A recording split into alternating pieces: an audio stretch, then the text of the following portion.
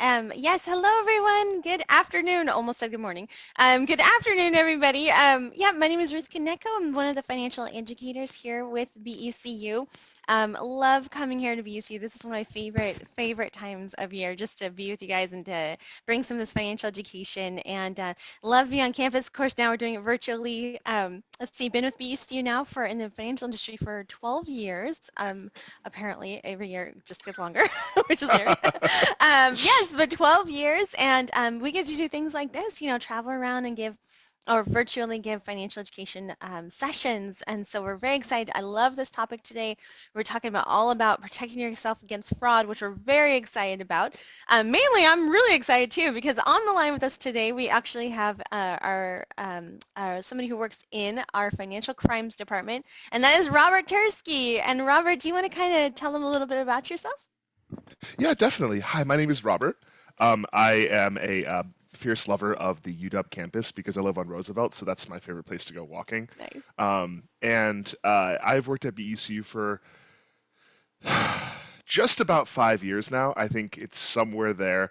We get these little milestone rocks, which Ruth, you probably have two of those already. So, ho, ho, ho. But I'm excited to get my first little milestone rock. I've worked in a variety of capacities. I worked in the contact center when I first started at BECU. Then I was in management there for a while.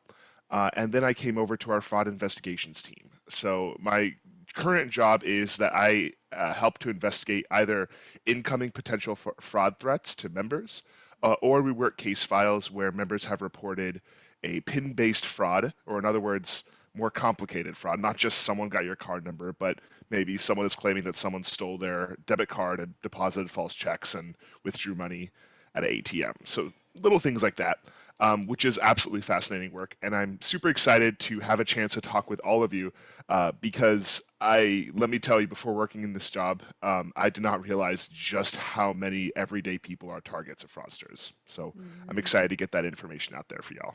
And this is a big topic, right, Robert? This is a huge topic. There are so many things happening in the area of fraud. So we want to give you the tools. We want to get you your armor on, right? We want you all to be as safe as possible. So we're just gonna jump right in and just kind of chat about protecting against self against fraud.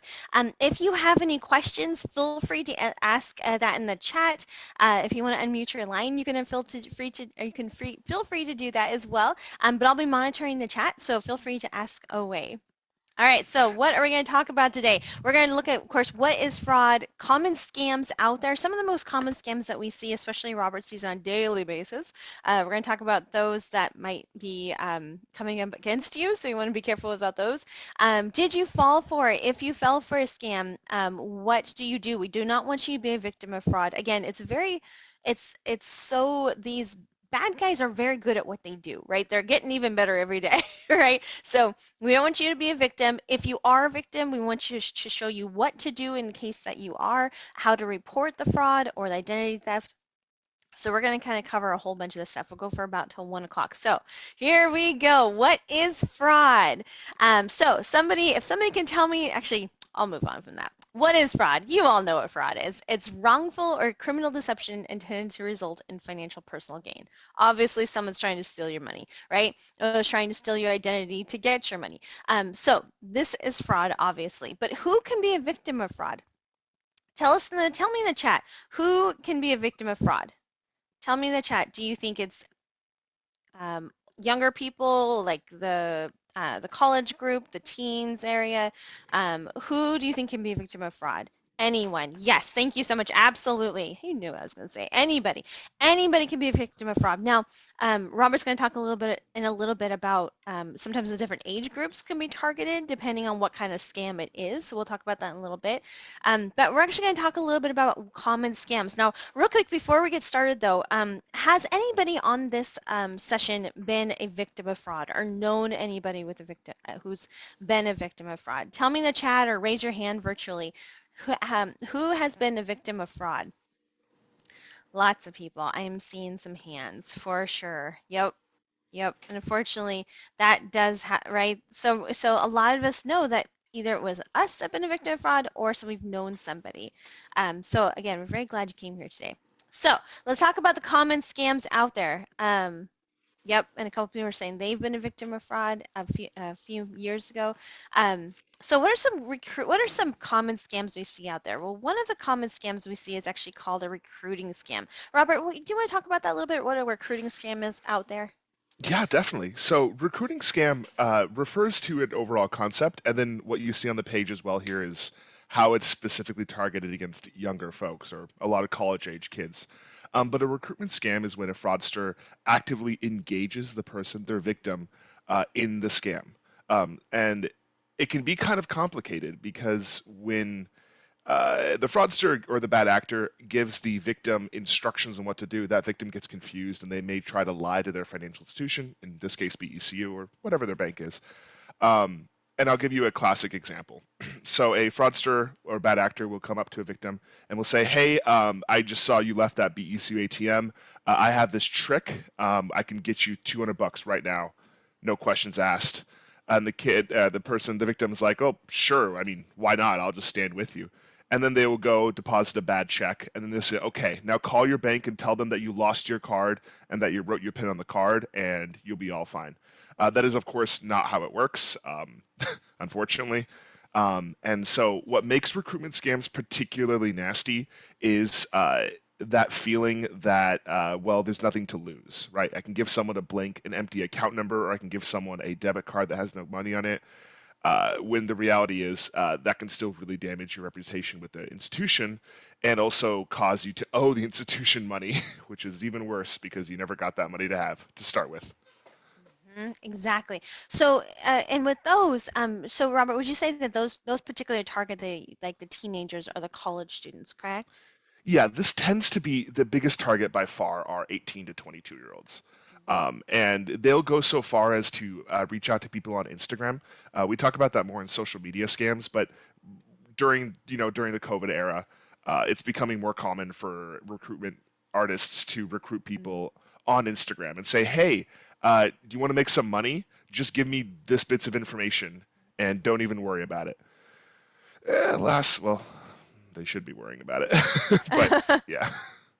Right? And this is one of those things, and especially for all of you who work at the University of Washington, this might be something you'd want to share. We always say, friends don't let friends not know about fraud, right? So Hmm. maybe talk to your students about fraud, or talk to people that you work around, that this is one of the big ones that's out there for sure. And we'll talk a little bit about later about what happens if they fall for this scam, because like Robert was saying, that the scammer will give them money and say, oh, just report it as fraud, but what of course happens is that there's little cameras on these ATM machines so that they can see, or the financial institution can see who deposited these checks, who used the PIN, and it's not actually fraud. So now who's on the hook for that money once that Hmm. person deposits that check?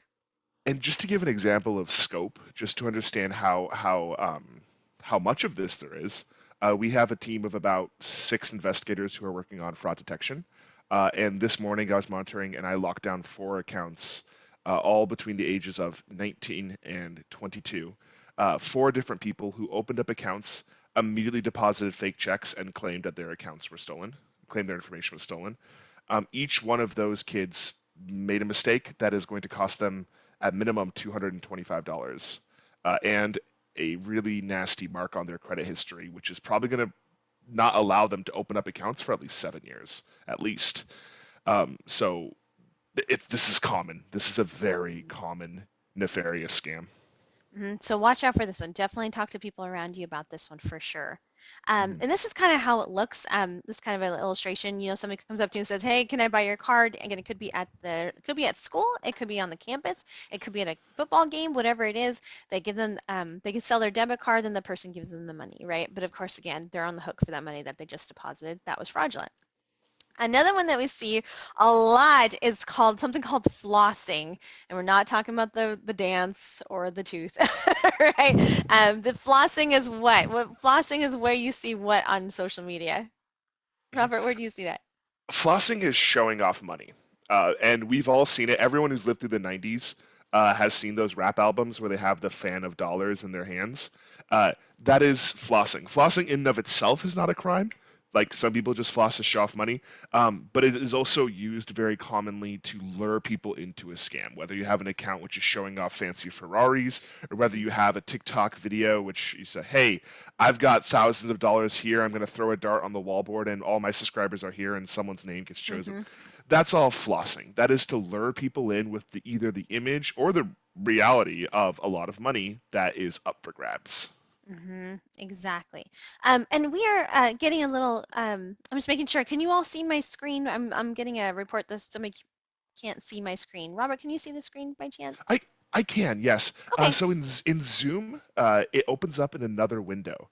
So if you have a couple tabs on the bottom of your screen that say Zoom, Zoom, Zoom, one of those should open up a window with some words and a bunch of dollar bills on it. Perfect. And it looks like everybody's giving, people are giving me a thumbs up, so we're all set. Ooh, thank you so much. All right, cool. All right, continue. So yes, so the flossing. Anything else? Yeah. So you're gonna see this on social media where people are gonna be like, "Whoo, flashing their cash." You're gonna see like the picture down below. Literally, people will be flashing the cash. I think the big thing was to it was what was it? Gucci purses. That was a big thing, right? Like Hmm. people were holding up all these Gucci purses on their Instagram pages and their Facebook pages. And just know, of course, that that's usually not money that they've obtained illegally. So just know that that is something called flossing. And they're trying to entice people to come into their world and do their kind of what they do. One thing too, of course, like Robert was talking about social media scams, like we were seeing, and this can play out where with the flossing thing, with the recruiting thing. Robert, can you think of anything offhand, like with Twitter or Snapchat? What are some things you see on maybe on there? One of the one of my favorite ways to talk about social media scams is if everyone here, if you were to think back on your Facebook histories or your Instagram histories, every one of those fake profiles that you've seen that is a conventionally attractive person of the opposite or any gender, and they have like 500 friends and they are clearly a fake profile, clearly, some picture ripped off the internet. Those are social media scam accounts. Almost guarantee it. And the goal is twofold. The goal is that those accounts will either try to contact people and entice them into committing fraud, which you'd think it wouldn't work. Like you think people would be like, "This is clearly a fake Mm. person." For some reason, it works pretty well. There's that. And then there's also the secondary part of social media scams, which is that if you are to accept these friend requests or if you were to allow these ghost profiles access to your account, that's a lot of personal information that you're just giving them for free. And so we'll talk about that later on, but in my opinion, one of the biggest dangers of social media scams isn't just the fact that you're allowing a fraudster to talk to you, it's the fact that they get to absorb all the data about you on your social media. And all your friends' data too, because you And all now your have friends' access to all data, your yeah. friends. Yep. So if your grandma tries to Facebook friend you again for a request, don't answer it if you're already friends, right? Exactly, And yeah. even then, be careful. And just to really give you an idea of how ridiculous this is, if you are Facebook friends with one of your, let's just say a 20-year-old named Sam, if you're Facebook friends with Sam, in theory, Sam can go link to Venmo and see every single financial transfer that you've publicly done, which public is standard on Venmo. If you don't know what Venmo is, that's probably a good thing. Hmm. But if you use Venmo, and if someone is your friend, they can see all your public transfers and the reasons for those transfers. It's just an absurd amount of data out there. Yeah, yeah, it's insane. You can actually scroll through it and read, oh, they paid this. It's kind of Hmm. creepy. It's like I didn't want to know that they're paying for Yeah, anything, you know? don't know how Yeah, Venmo got away with that. I It's a don't dumb know idea. either. No, exactly. So you're gonna notice too, like Robert was saying on social media scams, like there is this particular scam, and I remember Robert, you told me that this was actually this was actually a BECU employee that was targeted for a scam, correct? Yes, the person responding with one word sentences, good, who are you? Yes, okay. That's actually a BECU employee who then shared these screenshots with us. So this was a scammer that obviously targeted the wrong person because they work at BCU. But this is kind of, if you can read on the screen, kind of follow along real quick. This is what they said. How are you doing today? Good. That's great. Who are you? My name's Eddie Topol. I came across your profile on BECU bank page. Do you bank with BECU? Right. So what they're asking this person who works at BCU or somebody who has an account at BECU, is I'm sending this. Okay, I'm sorry. This may sound weird, might sound weird to you, but I'm serious and real with you. Whenever somebody says that, run and bail. By the way, I need you to do me a favor with your BECU bank account, and I'm willing to give you $1,000 if you can do this for me. Now remember, all these scams usually involve something where they're going to get you money. You just need to help them with something, right? So you won the lottery, but you need to send them $1,000 to get that $1 million lottery win, whatever it is, right? So they said, I'm far off here in Saudi Arabia and I need to get some money. Oh, sorry, back out here. Okay, let me explain how this is going to work. So basically, he says that he's going to he's going to make a deposit to his account for $10,000. He can hold $1,000, so he can keep $1,000 of it. He just has to go and send 9,000 off to his daughter's guardian, right? So the person was asking, how's the deposit going to be made? I'm going to have somebody do this for me, but normally he had somebody do this for him, but apparently that person moved out of town, so he can't run them the errand. But it's going to be a mobile check. So in other words, the scammer is going to send a mobile check to this person's bank account. Then they are going to do a transfer out of their bank account, and they're going to send that $9,000. Now, he was very savvy, right? Would you say that, Robert? He was very savvy. He sent him a picture of his account. He sent him a picture that he had lots of money here, $43,000 in his checking, $9,000 in his savings. This looks pretty legit, wouldn't you say, Robert? Oh, you're on mute. Sorry. Oh, I'm sorry. I would say so. Yeah, definitely. It's funny. By the way, you can't actually take screenshots like this on the app, which means that they had to Photoshop this to even make this a thing they could send, which always gives me a kick. Oh my gosh. So, just remember that little tidbit. So yeah, so if you look here, so he's got plenty of money, and it's so funny because I remember one time we showed high school students this, and they were like, "Wait, if he's got money, why doesn't he just do it himself? Why doesn't he need a second person to do this?" So, so that's the thing. Now, what did the BC member do? Robert, do you remember? This particular member, Yeah. yeah, he just stopped talking at that point. He reported to financial crimes. He's like, okay, I'm done. Yeah, This is silly. exactly. You kind of played along for a little bit. I would encourage you not to play along with them like this person did. I would say Yeah. just don't answer, don't reply, just let it go, right? Because once they start getting you in, yeah. And one thing Go I'll ahead. say about that, if I can, Yeah. um, and we'll talk about this more later on, but one really important word for me when talking about frauds and scam is the concept of urgency. Mm, That fraudsters, there's only so many ways they can actually get money out of you, and we'll tell you about all these different kinds of scams, but they're all going to eventually try to do very similar things. They're trying to get you to do something. They're trying to get you to deposit the check, or you to mm-hmm. provide your online banking information, or for you to provide an account number. They're trying to get you to do something that they can then use. And they do that by creating a sense of urgency.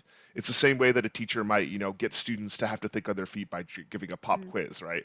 Mm-hmm. If you don't let someone prepare, they really have to just think fast, act fast, which, when it comes to money, is not really a smart thing to do. So you'll notice that even in the beginning of this one, it wasn't the most extreme example, but he said, "Hey, uh, this is important. I need to get money to my kid. I need you to help me now."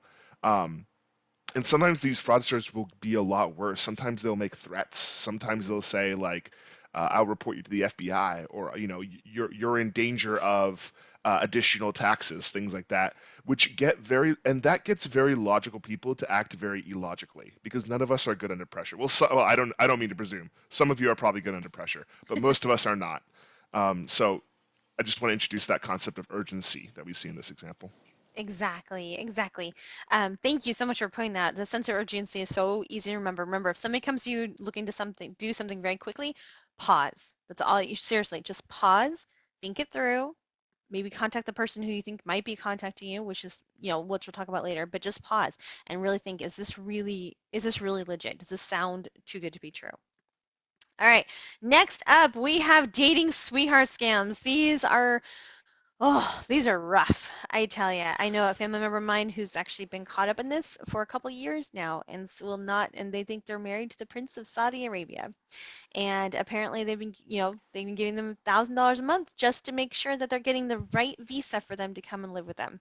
So, dating sweetheart scams are very, very, it's all about trust. Robert, do you want to talk a little bit about these? Yeah. These so a sweetheart scam or a dating scam targets people who are emotionally vulnerable. So there are two largest age groups for this. There is the elderly, and there are teenagers. These are the two people who by far are looking for the most connection for different reasons, but same effect. And so what these fraudsters will do is that they will feed off of someone's need for emotional intimacy. And they're very difficult to stop because, like Ruth said, how can you convince someone who thinks they're in love that the person they're in love with is not real? It's awful, and I frankly do not Mhm. wish that conversation on anyone. Mhm. But the way it works is that they will still have a target for days, weeks, months, or even years, and they will form a relationship with that person. And usually they will send text messages or emails, maybe phone Mhm. calls, maybe they'll arrange like a really contrived video session. One of the key characteristics of a sweetheart scam, and one of the key ways to identify it, is that they never meet in person. You never meet them in person. Funny how that happens. It's always oh, the plane flight got canceled. You're not going to believe this. Or, Right. oh my gosh, I can't get the visa. Or, oh, my video is just not working today, right? And that's the telltale sign. Um, there's also one attribute of this that I tend not to talk about much with the teenagers, but is very important for all of those of us who are working with young adults, which is the current iteration of this, which is sugar daddy and sugar mama scams. Mm. These are becoming increasingly common because this lifestyle is glorified on TikTok and on Instagram. But the idea that someone will just pay for you to live your life in exchange for, you know, funny conversations and things like that, that is a glamorized lifestyle, but that's not actually a very common lifestyle. Much more so, often, whenever I talk to teenagers who are victims of this, they said, "Oh, I got this from my sugar mommy," or "I got this from my sugar daddy." No, you didn't. You got this from a fraudster who's taking advantage of you. And so that's kind of a current iteration. If you ever do hear someone talking about such an arrangement, good for them.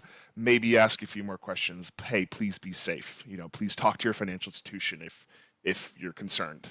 Exactly. And one of the things too, Robert, what you say about this is that we see a lot of people people think, "Oh, I'll never be a victim of this. I'm too smart for this. I will never, Hmm.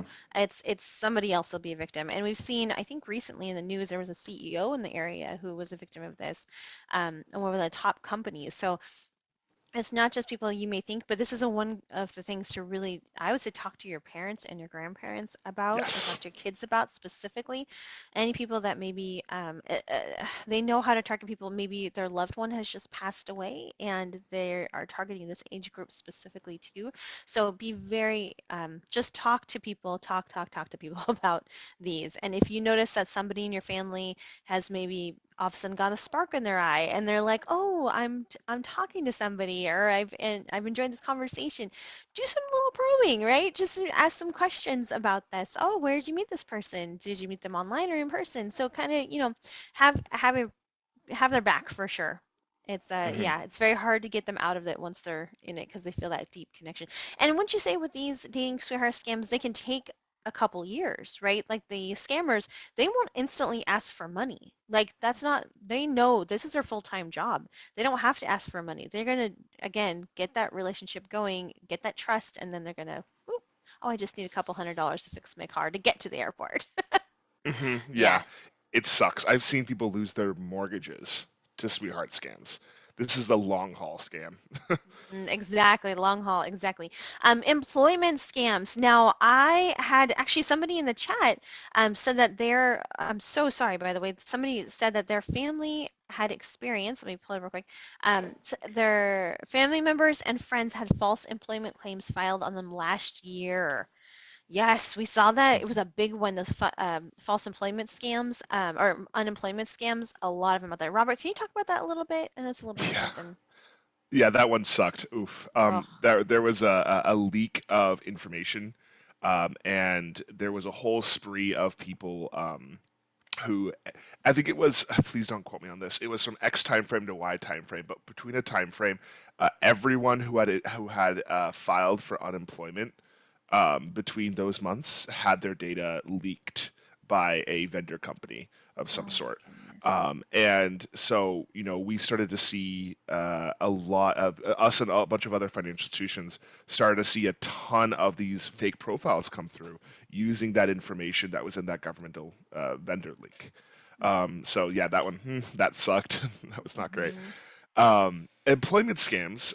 So an employment scam is similar to how a sweetheart scam targets emotionally vulnerable people. Employment scams tend to target people who are looking for a job, which is why I hate Facebook Marketplace so much because that's a lot of information to give out about yourself. But employment scam, the key characteristic is that they're targeting people who are looking for a job, and they're trying to get people who have niche interests. So I'll give you a really good example. Mm-hmm. Let's say that you like shoes. Let's say that you're obsessed with shoes. And let's say that you don't have your Facebook profile private. So everyone who searches your name can see just post after post about shoes. Well, an employment scammer, doing some basic, very easy research on you, will be like, okay, well, I'm going to target them and say, hey, I have a great job offer you. Would you like to review shoes and send pictures of your favorite shoes to us for $5,000 a month? Um, and these usually do look too good to be true. Like we all know at this point, I'm sure I see some very wise profile pictures here, so I'm sure we all know that there's no, there's no such thing as like a dream job where you review shoes for $5,000. That does not exist. Work is work. You have Nice. to That get your would be money the hard great. way. That would be lovely. I don't even Amazing. like shoes, and I would do that in a heartbeat. Oh, Um, seriously. but if it's too good to be true, it's too good to be true. And the first part is kind of that how it looks, right? The kind of the too good to be true targeted aspect of it. But the second part is the weirdness that comes with it. They may ask you to, they may say like, hey, here's a $2,000 check, go ahead and buy equipment, right? Or they'll try to do your payment in like a different way than the normal payroll, or any number of oddities. And the thing that I like to talk about with this particular scam is that jobs are boring for a reason. Payroll is boring for a reason. Every job, you should probably be getting a check your first week and then direct deposit every 2 weeks or whatever. That is what a normal job looks like. Any job which is trying to prepay you, or any job which is trying to get you to buy your own equipment, or any job which is in any other way breaking that structure, especially if it's digital online, warrants a third and second look. So that's Yeah. that's that on employment scams. Yep. And I think I think it came true too, especially around last year with COVID, is that people were looking for jobs online. That was a big thing, in that there are lots of scammers being like, oh, well, let's go ahead and profit off of this. Yeah, work from home, get $1,000 every week. Working from home sounds great, and then they get you caught. Exactly. Exactly. So watch out for those employment scam. Another scam out there that you might see is something like a loan scam. And loan scams can be, I think you said this once before, legitimate and not legitimate. Is that correct? I love how you put that. Yeah, yeah, I could talk about that. So this slide was created by one of my colleagues, and I was talking with her about it because I would really prefer that we broke this down into two: legitimate and illegitimate. So technically, what this is referring to is illegitimate loan scams, which are people who approach you and are offering a loan because, like I said, with the job, they're targeting people who are looking for a job. With Sweetheart, they're targeting people who are, looking for love. And for loan scams, they're targeting people who are, desperate need of money. Um, and so they will target you and they will say, hey, we have a free loan. Usually there's no credit check involved. That's a big phrase, no credit check. Even though, like, who would offer a loan with no credit check? That would be silly. But it'll look like that. And the goal is to get personal information about that person. Because here's the catch, if you have someone apply for a fake loan with you, you now have all the information you need to apply for a real loan for them under their information. So that's a really nasty one, and it's once removed from the victim, so it can be very hard for the victim to track down what that person's doing with that personal information. Now, the legitimate loan scams, for some reason, this is something which our government doesn't crack down on that hard, but you also have perfectly legitimate companies which do the exact same thing, where they will target people with predatory loans which is something that all of us can really do well to protect both young people from, but also our elderly and also our friends who are maybe recently widowed or had a financial change and don't know how to move around money. Mm-hmm. And these kind of predatory loans, we see them every day in our letters. I'm sure all of you, if you went and checked your mailbox, you would see a hey, you've been pre-approved for a $5,000 loan from uscredit.com. Yada yada, here are the rates. And these predatory loans can have interest rates of 100, 200, even like 300%, which I have no idea how this is a legal practice, but that's basically thievery in my opinion. So while that's not a scam, I do think it's worth talking about with people to just make sure that people are safe with the loan products they take. Because even a big old nasty bank, if their interest rate is more than 24%, that's pretty high. These companies will do 200 300% of the loan. Mm-hmm. So I like to talk about that when I talk about loan scams, Yeah, we're talking about places like Money Tree or Check into like Money Cash Tree. or things like that. Cute little, what is it, a caterpillar, but don't do it.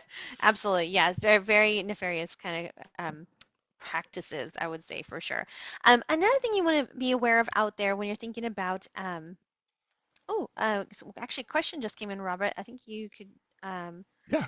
um, Uh, so, oh, doing somebody was saying, I was scammed by someone calling me and saying I had credit card debt from 10 years ago, and there, and to mitigate being served, set up a payment. They would set up a payment plan to mitigate being served.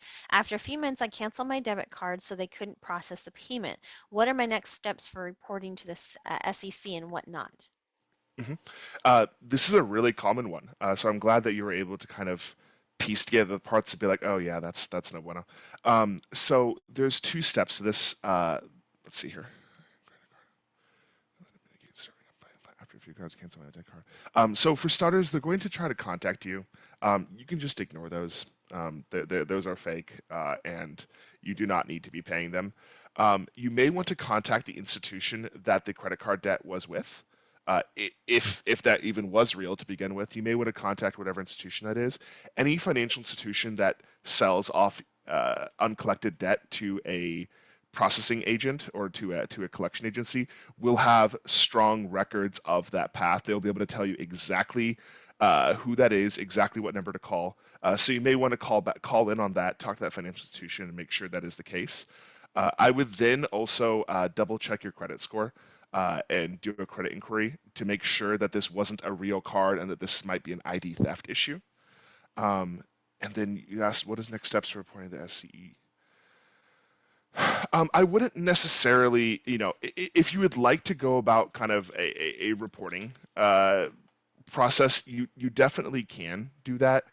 It sort of depends on the amount and how much effort that's worth it to you. But the first thing I would do is actually do a thorough check for ID theft. That's the serious concern here. And I can connect with you further to answer more questions about reporting if you want to go down that Mhm. route. And I would definitely go to annualcreditreport.com, and we'll talk about that in a little bit, just to check your credit reports and make sure everything is, make sure, like, if they're, like Robert was saying, if there's something that looks obviously wrong, then we'll point you to where you can definitely go for that for sure. So hang tight. We're definitely going to be talking about that in just a second. Good question. Thank you so much for putting that in there.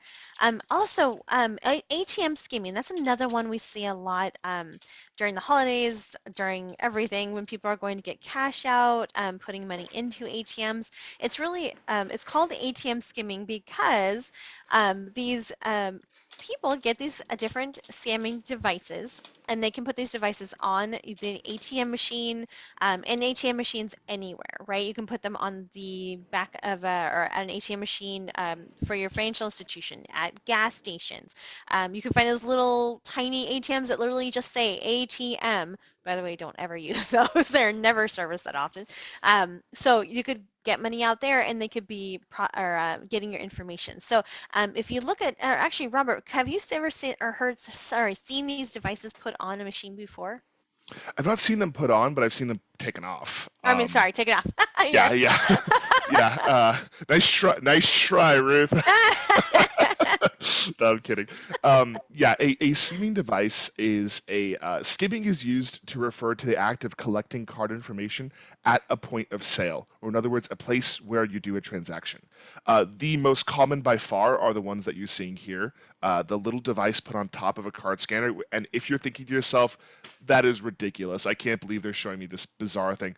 It's real. That is a real thing, and we have skimming events every few weeks, and that's just our institution, where we'll discover that there must have been a skimming device because suddenly we have a whole bunch of members' cards who are compromised. And so these are very typically found on gas pumps, especially those ones off the beaten path on every exit in between Seattle. Sorry, every exit in between Tacoma and Portland. All those gas stations, those are prime suspects. Um, but they'll also have little false readers on top of keypads, or they'll have cameras installed kind of snuckily put into things, and kind of what Ruth was alluding to. Um, Places where you pay with cards are regularly serviced and should be regularly serviced. They should have tamper-proof seals. They should have little pieces of tape that are, showing that the boxes remain closed. And a good habit that you should have, if you ever are paying at a sketchy pump, put your hand on that card reader and just give it a shake. Um, I wish there wasn't such a silly thing, but it really is. Like this, I Right? always thought skimming is so silly, but this is a thing which happens. It's And you can actually kind of actually, genius in a gross way. right, exactly. And by Robert saying jiggle it or shake it, if it moves, if that little green card reader moves when you put your card or when you it jiggles, don't use it, obviously. I think Robert, you said that you never pay at the pump anymore. You always go inside, right? Yeah, Just to be on I the always safe pay at the side. cashier inside. Yeah, and if you do find a skimming device, call the police, please. It's one of the few cases where I do ask you to do that. You don't need to stay, but just give them a call and let them know, hey, there was a skimming device at the gas station, or bring it into the clerk. They'll know what to do. Um, Hmm. Definitely make sure that that does not scam more people. Hmm. And you'll notice there's like a keypad on the left picture there. Sometimes people can get, these scammers can put a fake keypad. So now they have your card number and then they have your PIN number and all the information is going to somebody, probably in a van and on a computer, housing, all that information. The bottom picture you're going to see that has, that's the inside of an ATM machine. So they can actually put a little device on the inside and then that information is collecting all that data. So you want to be very careful with that. And obviously you can't see what's going on inside, but like Robert was saying, look for those little tamper-proof tape over ATMs or over the little things that say don't tamper with it. If it's moved, this little tape is moved, then don't use the machine, obviously, for sure. I think one of the best and safest ATMs to use, of course, is ones that are going to be inside your financial institution, because those are looked at every single day. People come in and check those Hmm. and take out the checks that are in there. So those are the safest ones to use. When in doubt, definitely go inside to an H or to one of your branches. Um, oh yes, can you talk about what to do when you find you have been a victim of fraud, and what do you do if you find someone has taken over your social networking account? Yes, I will actually. The great questions. We're actually going to talk about that in a second. So actually, we are moving into that. So I'm going to hold on to that question for just a second. Good one though. You're reading our minds. Another one. This kind of goes along with taking over an account. Tech support scams. What are tech support scams, Robert? Tech support scams are the one which probably the I know I keep saying this. I'm sorry, but I know we've all seen them, I know we've all gotten those calls. There's two really big iterations of tech support scams: the stuff you see on the internet and the stuff you hear on the phone. The phone one, it's classic. Hi, this is Robert with Microsoft IT Services. There's a virus on your Microsoft computer, and we are calling you to get it fixed. My biggest rule of thumb for this, and I'll say it till I die. Um, IT does not know what's going on with your computer. IT is never going to call you to fix your computer for you. We all know in all of our years of experience, if you ever have a computer problem, you have to call IT and you're going to Yes. have to wait in line for at least 20 minutes. Yep. There is no such thing as IT help coming to you, and that's just the way it is. Nope. Um, there is no such thing ever as IT calling you. So that's for the phones. The website one is a little bit more nefarious. I'm sure all of us who've lived through, the Windows 98 version of the internet, we've all seen those flash pop-ups. You have 56 viruses on your computer. Click now to install a virus scanner. Um, Again, IT never comes to you. They have no reason to do that. Why would they say that? And if they're trying to market to you, why would you believe them, right? So the way these work, because these are really nasty. Um, IT scams work by securing access to your computer, and they'll do it in one of several ways. But the most common one, and the one I'll talk about, is computer takeover. They will basically have you instruct you to download some software or a VPN or a connection of some kind. It used to be Hamachi. Mhm. um, they'll have you install some kind of program where they can control your computer. Once they can control your computer, they can act as if they are you digitally. This is extremely important because we might talk about this later. There's lots of securities put in place to protect your accounts at BECU, to be specific, but at most institutions, there's plenty of systems put in place to protect you, but they can't protect you from yourself. If somebody is logging into your account from your computer, our system's not going to recognize that as a foreign entry attempt. They're going to be like, oh, yeah, it's Robert logging in, same IP address he always uses. If someone can get into your computer, they can also access your saved passwords. They can also get screenshots. If you've ever applied for some government paperwork online, you probably have a screenshot of your passport or your driver's license on your computer somewhere, and you probably named it Robert Driver's License. I know I did. So your computer has a lot of information about you, and allowing anyone remote access to that is no bueno. If you ever need IT support, always do it in person. I'm not here to advertise for Best Buy, but to give you an example, Best Buy Geek Squad, that is a legitimate organization. You can take your computer to them and they can help you fix stuff on your computer there. You do not need to let anyone remote into your computer. Exactly, exactly. Thank you so much. And this is kind of a another one that we see quite often too is a scam where, like Robert was mentioning, with your financial institution. Maybe you'll get a letter from your financial institution having you saying, for instance, again that there has been a withdrawal from your account, and here's a link to make sure to verify all that information is correct. Robert, will they ever see a letter from their financial institutions with a link in there to follow? No, and I apologize if we ever do put a link. Every time I do see a marketing put a link in there, I always yell at them. But no, you should not be seeing any links in emails from your financial institution, from Amazon, from PayPal, from Venmo, from Facebook. All of these organizations should know better at this point. If they're sending you emails, they may have a link in there, but they should also provide you instructions on how to navigate there yourself via the internet. You should do that. The biggest, Ruth, you've heard me say this many times, Yeah. but this kind of phishing, these kind of emails are the number one source of fraud for BECU members. If you called into the contact center and if you said, hey, there's fraud on my credit card, why is there fraud on my credit card? The customer service representative is really nice. So they'll probably say something like, oh, I don't know, it could be anything. The reality is you probably clicked on a phishing link in an email.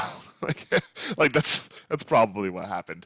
And it's fine. I mean, it's fraud happens.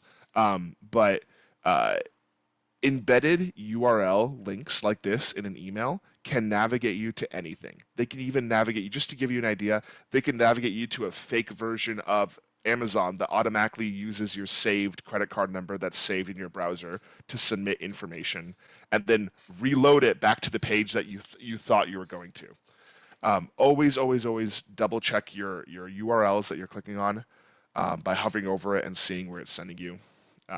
Yeah. Yeah.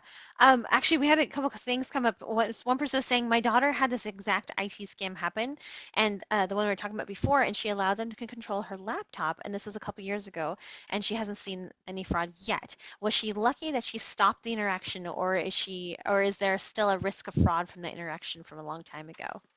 Oh, I'm sorry. Can you read that again? I thought I Yeah, could read it on the message, but I can't. no worries. Just said, this person said that my daughter had that exact IT scam happen. We were talking about IT scams. They controlled her computer. It was a couple years Mhm. ago. She was lucky that she stopped the interaction. But is there still a risk from them? Maybe from that interaction from such a long time ago. There's always going to be a risk. Realistically, if your daughter is, if this happened when she was a teenager, they may not have gotten that much to steal. And if it happened a few years ago and nothing's really happened since then, you don't need to overreact to it. You're probably okay. I think a safe reaction would be something like have her monitor her credit. Mhm. that is what she should do. Have her monitor every year. Have her monitor her credit. You know, if she still lives with you, maybe do it for her. If she's an adult and moved out, you know, tell her to do that to get her one free credit report every year. Ruth will talk about that more at the end of the presentation, but that would be the best reaction.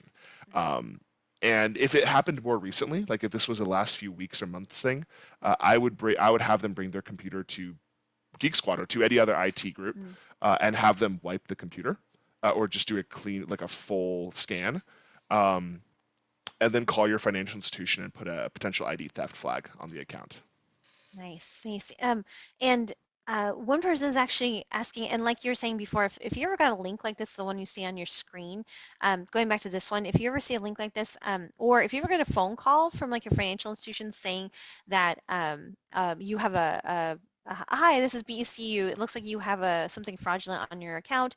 Do you have time to look into it, right? If I ever get a call from BECU, which I did one time, I was like, I just said, okay, thanks, I'll call you back. I hang up, I call back on the number listed on my debit card, which actually one person said in the chat, which is fantastic, which I love to see. They literally said that they received a message from BECU to call them at a certain number to verify the purchase, or they called from a certain number to verify the purchase, and then they always call the number from the card instead from the message. Good idea, because you never know that number that they're actually giving you is correct. So always call the number listed on the back of your debit card. Good call on that one for sure. And it's okay to hang up on people if you don't, if it may not be legit, and kind of err on the side that it's probably not legit. You call them back, and that's totally fine. Absolutely fine. Um, yeah, absolutely. Oh, sorry about that. Another one, and real quick, is lottery scams. Lottery scams is kind of exactly the way it looks. Robert, do you see a lot of these coming through still, or is this kind of an older one? I'll be honest, I've not really seen a lottery scam myself, but the name is self-explanatory. It's a scam where they pretend you won the lottery, um, and all they need is your banking information, which you'd be surprised how well that works. Um, Hmm. but yeah, I haven't seen it recently. Yeah. Oh, we got another one in. Actually, one person was saying, sorry, I have to go back to, you were talking about Best Buy, right, Robert? One person said Yes. that Best Buy, though, I had a friend who had used Geek Squad, legit place, and later received a call from not legit Geek Squad, who said you have a virus, blah, blah, blah, and we can fix it for $1,000. So how Wow. does, right? So, go Yeah, legit things great, and then like these scammers will call, oh, I see that you went to, they can figure out that you went to Best Buy, Geek Squad. Oh, exactly. So I'm very glad that it sounds like you averted that for sure. I feel like you're seeing different messages in chat than I am. Oh, I think they're directing directly to me. Oh, That that could be explains. it. Okay, okay. For I sure. was like, I don't see that one. I will No say, worries. that one is a really good example of how powerful personal information is. Where you're going, what you're doing for the day, where you spend your money, where you're going on vacation. This is all information that fraudsters can use to target you specifically. That's a really good example. That's an excellent example. That who Hmm. knows how they found it? Maybe they found your receipt lying on the ground from Geek Squad, or like maybe it's something more nefarious than that. Maybe they can access your Google locations. Who knows? But that is an excellent example of the dangers of social media information. Yes, and another person actually was just saying that they're glad that we mentioned people calling from financial institutions because they said that I always hate when I'm on the phone with the bank and they want certain information to verify. I don't like giving out my social. Can you tell us what situations from a bank where that is truly needed or how to ensure you're talking to somebody legit? Mhm. Good question. That's a really good question. So I can only really talk to BECU side of it, but I'll give you kind of overall advice for financial institutions from that. Um, if you are calling somebody and they ask for that information, you're probably fine. It's very, very, very hard for somebody to spoof a receiving phone number, and so um, you know, the reason why your social security is a security question often is because it's one of the few things which can be verified against your identity that isn't created by you.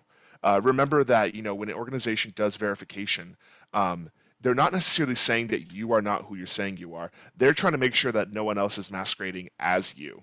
And, you know, there aren't that many pieces of information. Like think about it. Like if you have three verification questions, your mother's maiden name, your date of birth, and your social security, I can find the first two on your Facebook.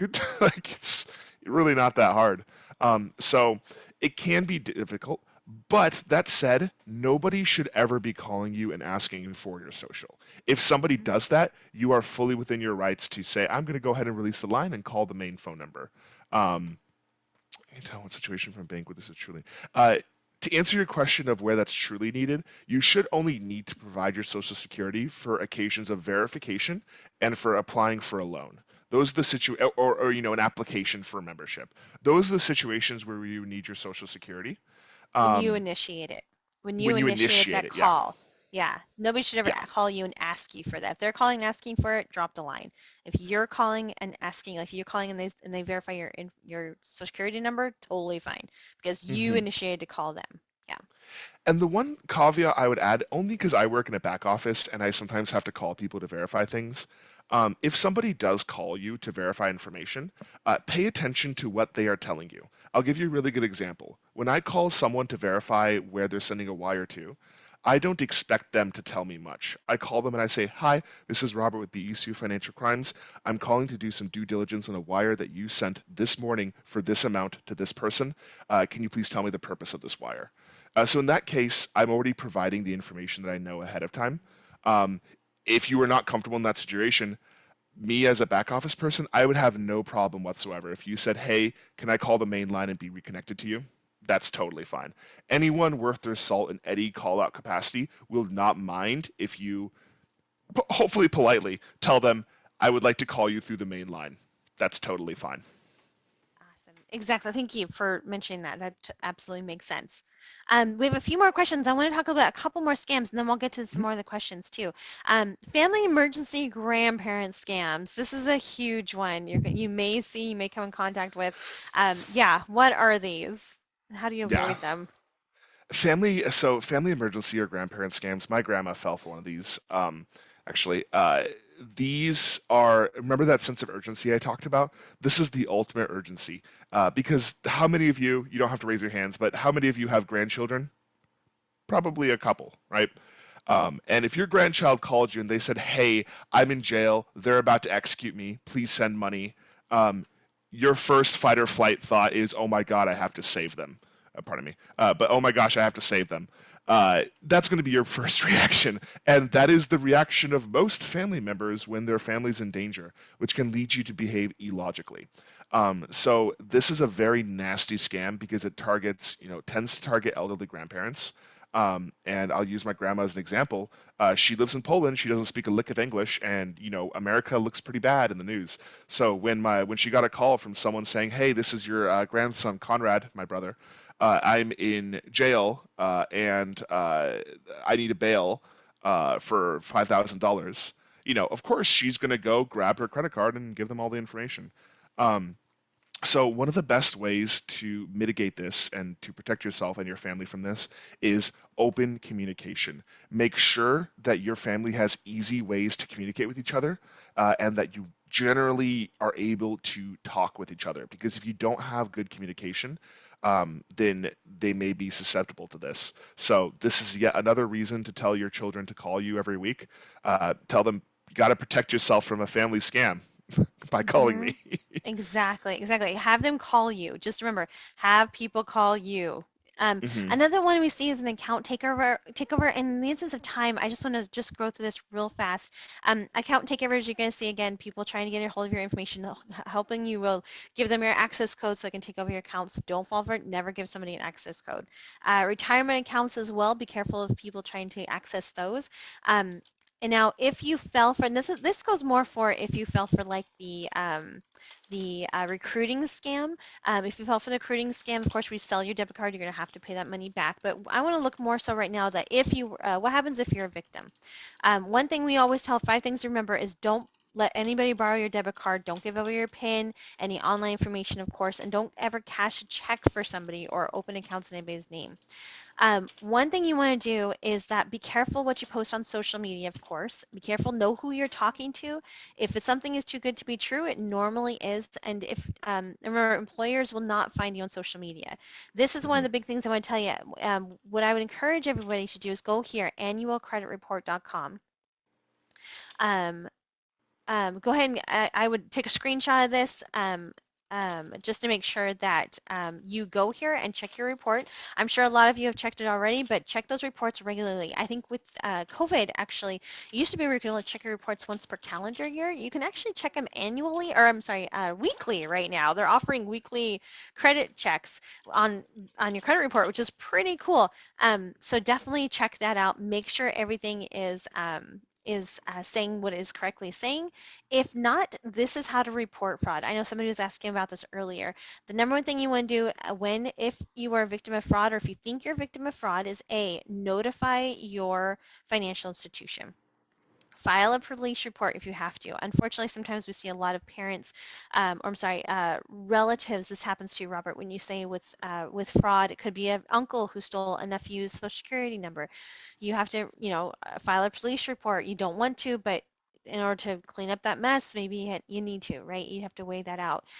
File a complaint with the FTC, the Federal Trade Commission. That's ftc.gov.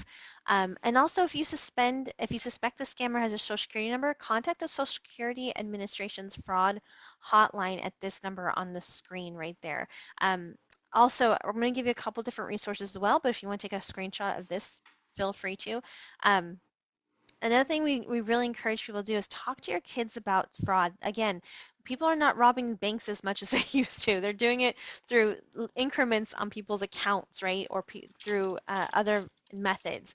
So if you can, just look, and what I would say is sometimes scammers nowadays are, you might notice $1 missing from your account. Well, $1 might be not too much, and you're like, I don't want to trade out my debit card for $1, right? That's really silly. But what if they hit 1 million people and they pulled $1 out of their accounts, right? Or got them to spend it, or got their $1 may not seem a lot to you, but it's a lot with a lot of people.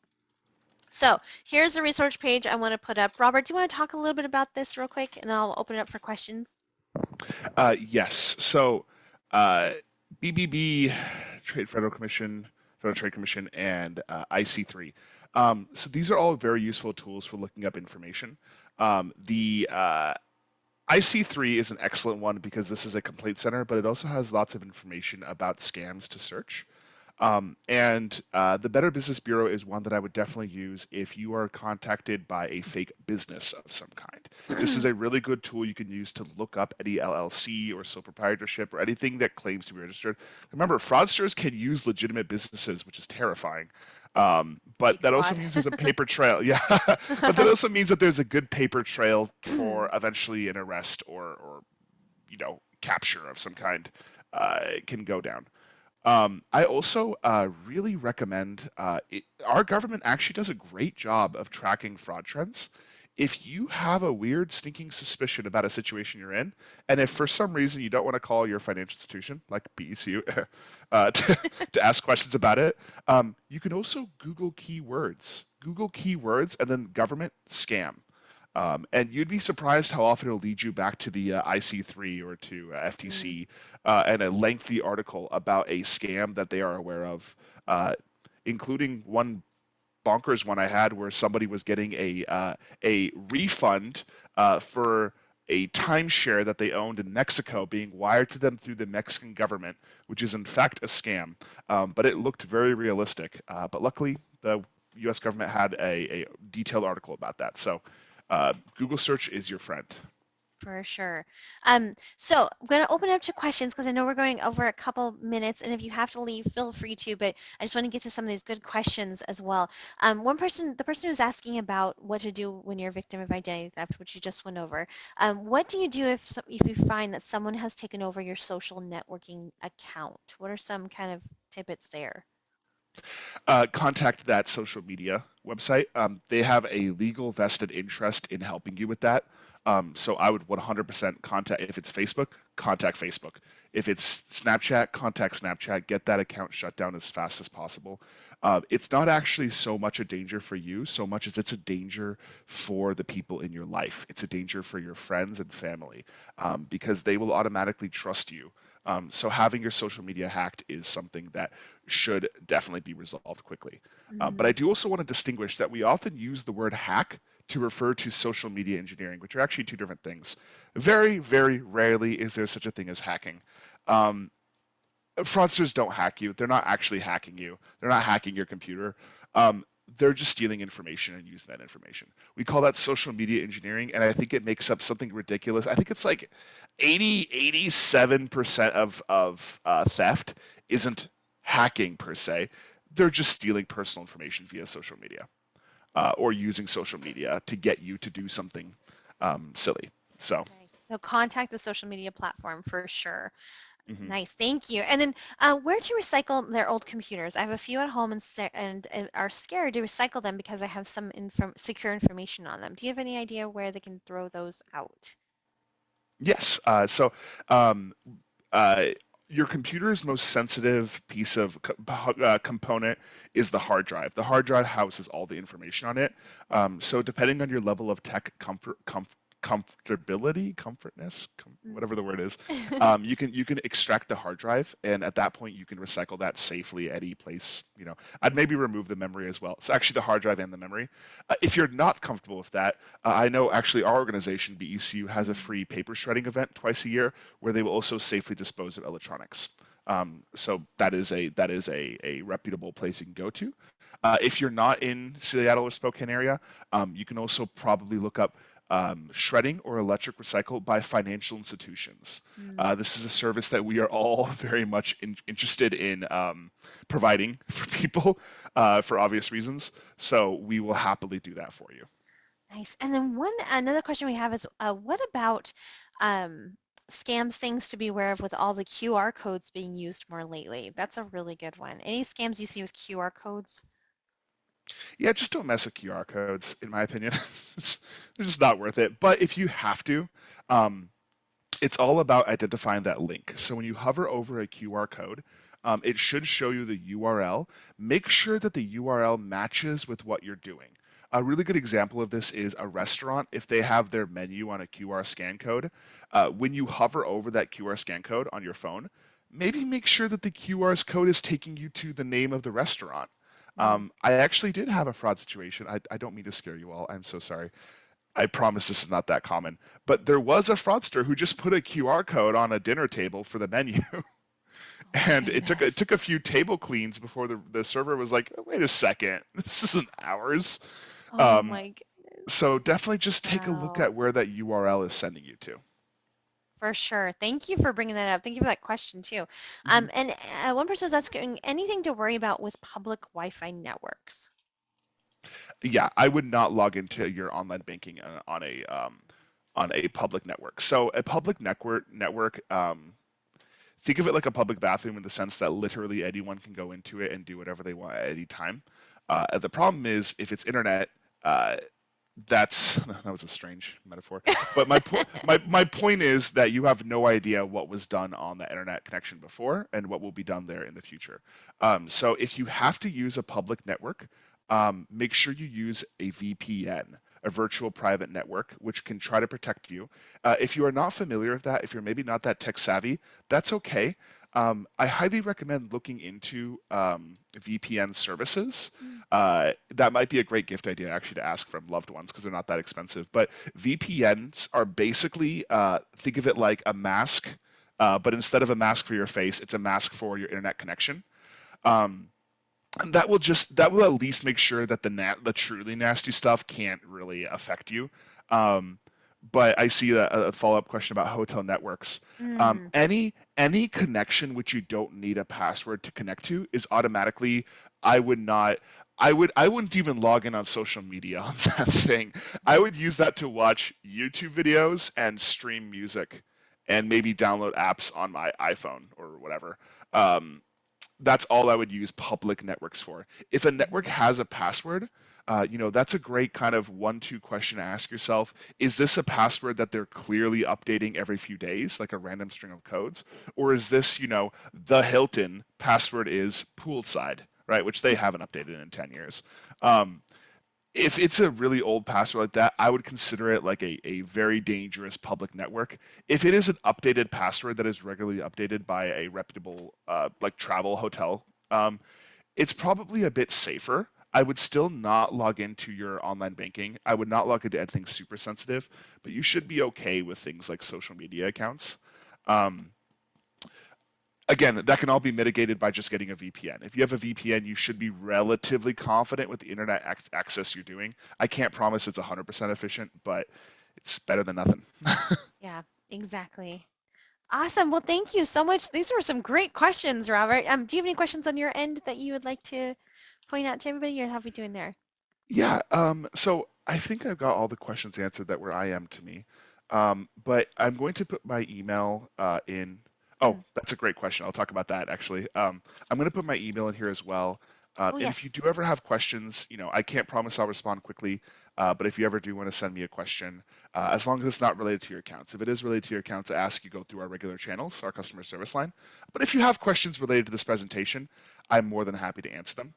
Um, And I what is just put in, secure? oh, Secret sorry, and questions. I just put in I'm Robert sorry. and mine's emails. If you have any questions, you can definitely Excellent. email us for sure. Oh, sorry, Oh, and the question perfect. is, Thank you. what is more secure, secret questions or two-factor authentication? Uh, Ideally both, but two-factor authentication is by far safer. And I'll explain what that is really fast, because this is a very helpful thing for us all to know. All of you who are working remotely are probably using two-factor authentication. Two-factor authentication is when you have your original sign-in, and then you verify that you're the one signing in on a second device. That's the two-factor authentication. Um, this is an extremely secured way of keeping your online access safe. Because even if someone knows your exact username and password, unless they're logging in from your device, they are going to be challenged when they log in, and they're going to be asked to type in a security code or things like that. Um, so, in inverse of that, that is something to be aware of for scammers. Scammers will try really hard to get those security codes from you. If you ever get a security code from an Mhm. application or a website that you did not just try to use, you're probably going to want to change that username and password. But it means you're safe. It means a fraudster knew your information, tried to log in, and the system's like, I'm going to need some additional ID, and then they weren't able to provide it. Um, so does that make sense? Does anyone still not understand what two-factor authentication is? Because this is going to become a more and more common Mm, service as we for as we sure. continue to digitize. Nice. Exactly, exactly, which is a good thing for sure. Let us know if you have any more questions. This was a great question so far. I love these. I'm actually going to put at the end our Survey Monkey. That's actually a link I put in, so don't worry, it's a good link. It's a survey link. Feel free if you wouldn't mind filling that out, just to let us know if there's also any other topics you would like, how you think the presentation went as well. But also, if you have any more questions, feel free to email Robert or I, and I can direct them to Robert, who has a wealth of knowledge right here. Um, but I guess we will. I guess we'll stop there. Thank you again for coming. Thank you for having us. Thank you for having this presentation. And again, let us know if you have any questions after this. But I hope you all have a fantastic day, a fantastic rest of your week. And I'm gonna go ahead and hand it back over to Anna. Take Thank you care. both so much. That was such a great session. Absolutely. I messaged my family and friends like, oh my gosh, you guys, we're all clicking these QR codes. I never even Right? thought about that. It's kind of like this new thing. And, if someone texts me a link, I know I'm like, I don't know this number. I'm not going to click that, but the QR codes. Definitely. So Yeah. Yeah. always Think about something it. new to learn. For Thank you sure. both so much. And for those who are able to stick Absolutely. around, we look forward to having you guys in the future again. Awesome. Thank you so much. Take care, Bye. all. Bye.